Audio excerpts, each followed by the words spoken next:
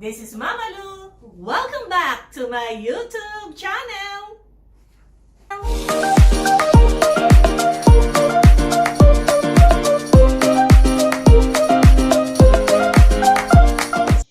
Today we're going to talk about quadratic function.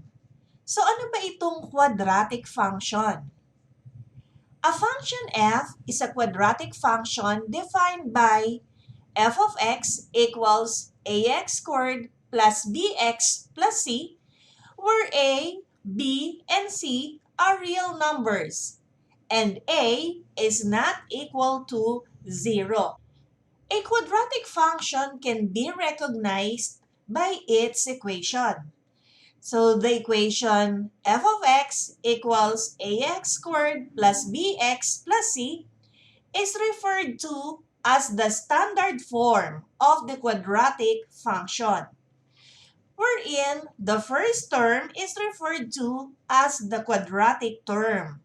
The second term is bx, and c is the constant term. Okay, so let us try to identify which of the given functions here are quadratic. So letter A, f of x is equal to 2x squared minus x plus 1.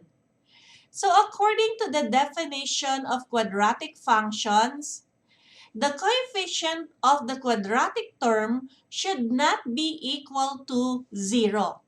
So, in the given function, the coefficient of x squared is 2.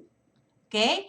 So, it is not equal to 0. So, this is a quadratic function. So, here, your a is 2, your b is -1, and c is 1.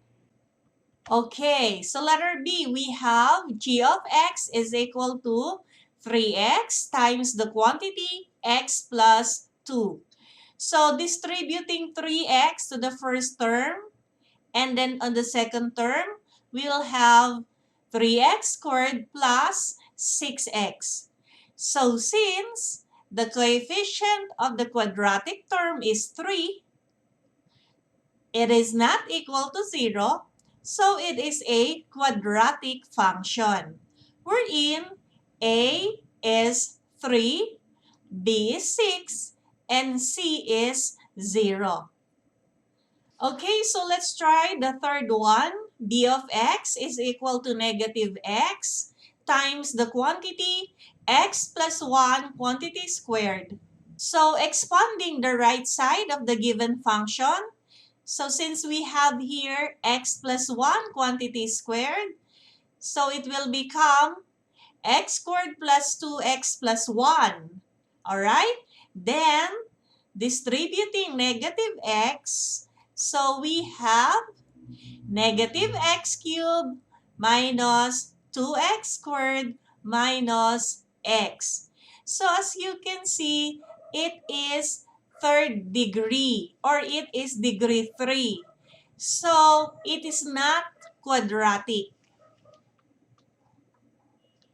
Okay, now let's have the fourth example. F of x is equal to 2 times the quantity x minus 1 quantity squared plus 3. So expanding the right side, we have here x minus 1 quantity squared. So it will become x squared minus 2x plus 1. And then distributing 2 on the left side, so we have 2x squared minus 4x plus 2 plus 3. So combining 2 and 3 will give you 2x squared minus 4x plus 5. So as you can see, it is degree 2. The coefficient of the quadratic term is 2, so this is a quadratic function.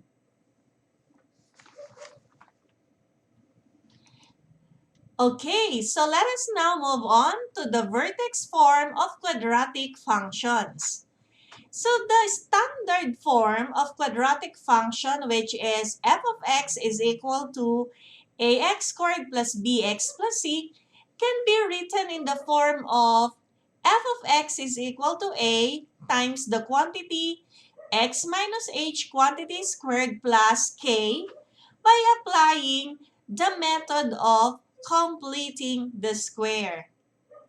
Okay, so by regrouping the first two terms of the quadratic function and factoring out a, so we have a times the quantity x squared plus b over a x plus c. Okay, so we're going to make this a perfect square trinomial. Okay, so how do we do that? Okay, we're going to divide the coefficient of the second term by 2 and then squaring it. So we have b over a divided by 2.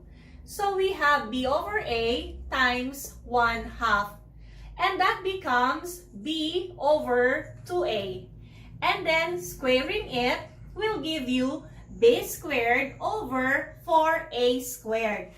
So we are going to add that here in order to make it a perfect square trinomial. So plus b squared over 4a squared.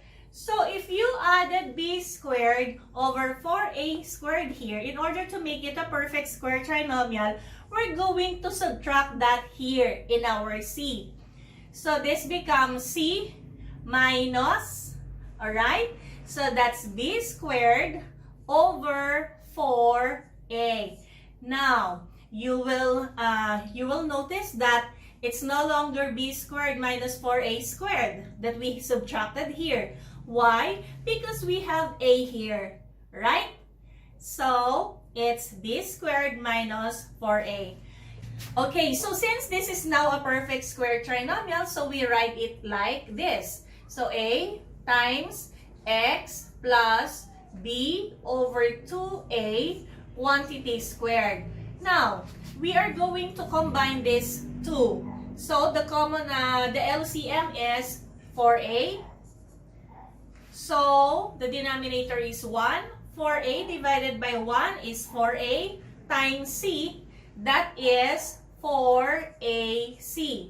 Minus 4a divided by 4a is 1 times b squared. So, that is b squared. Okay, so renaming this. So this is now f of x is equal to a times x minus h quantity squared plus k.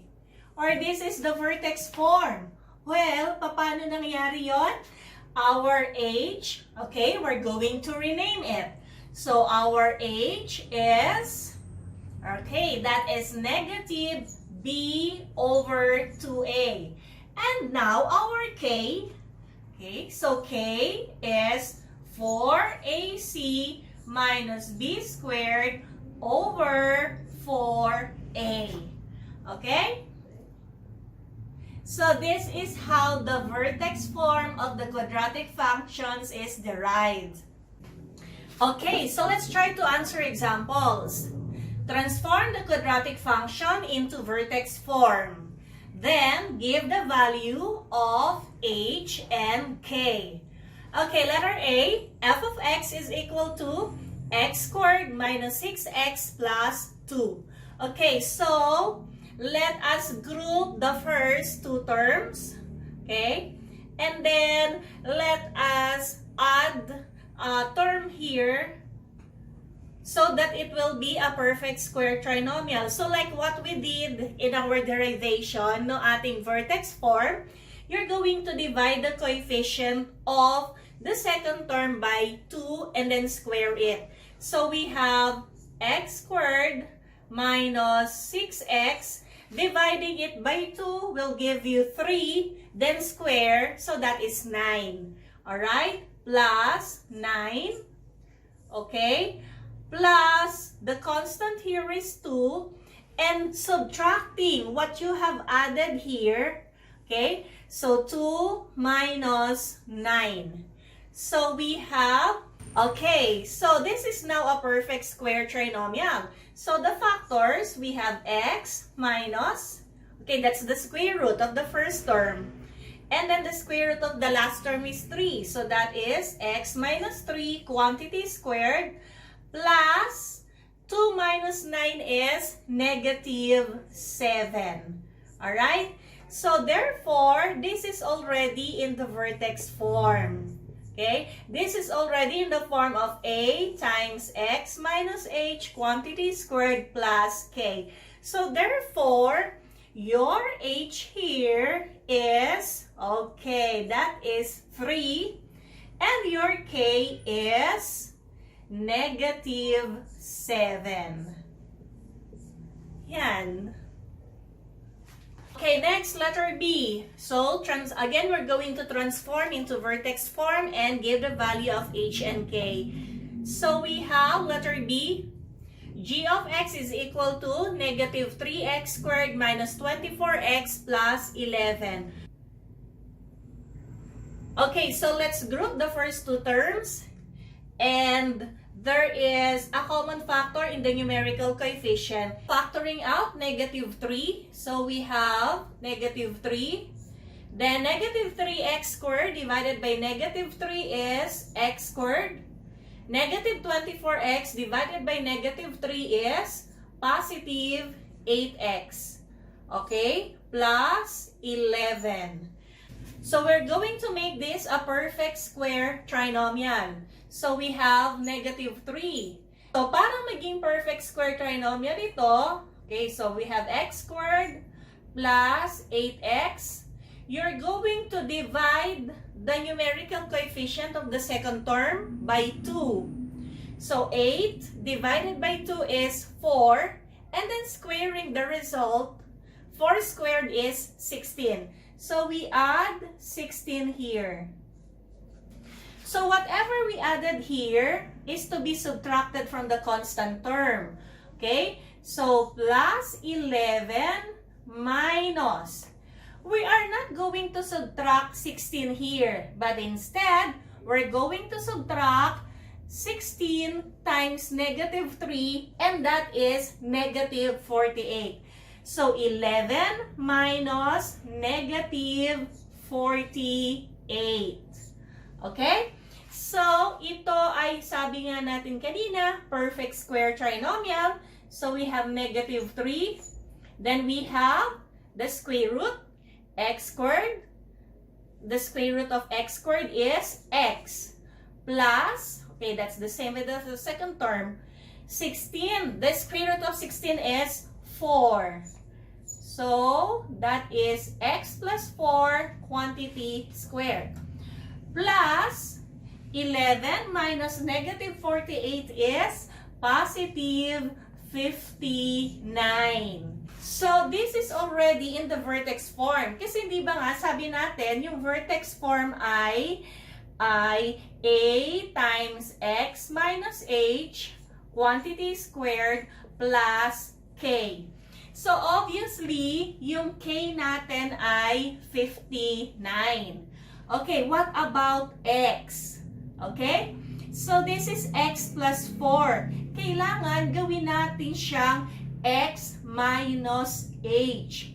So, if we change this to x minus h, so magiging, okay, let's move here. So, negative 3 x minus negative 4 quantity squared plus 59. So, this is in the form of x minus h. Wherein, ang h natin ay negative 4.